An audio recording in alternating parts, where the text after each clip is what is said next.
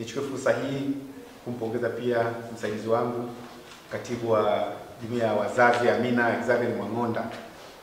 Tumeona uchaguzi jinsi ulivyoenda, na nyinyi mmesema kwamba uchaguzi ulikuwa ni wa huru na haki, wa uwazi. Hatimaye tumepata viongozi wetu ambao wametuongozea kwa kula hapa. Sasa nichukue fursa hii kuwatambua waliokuwa wamegombea nafasi ya mwenyekiti wa halmashauri ya Busokelo. Alikuwepo Lusajo Brighton Kaala ambaye amepata kula 12, na Mheshimiwa Diwani Mekala Osia Mwang'ombola aliyepata kula 7. Hivyo tunamtangaza aliyeongoza kwa kula kama kiongozi wetu wa kula Lusajo Brighton Kaala,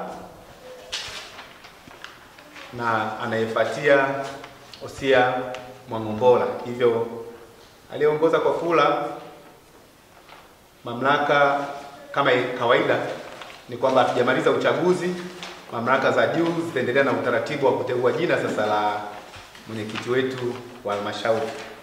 Baada ya nafasi hiyo, basi kuna nafasi ya makamu mwenyekiti.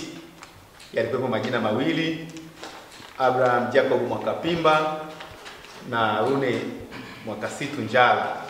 Abraham Jacob Mwakapimba ameongoza kwa kula 12 na Arune Mwakasitu Njala amepata kula 7. Hivyo nichukue fursa hii kutamka kwamba Abraham Jacob Mwakapimba anaongoza katika mchakato wa makamu mwenyekiti wa halmashauri.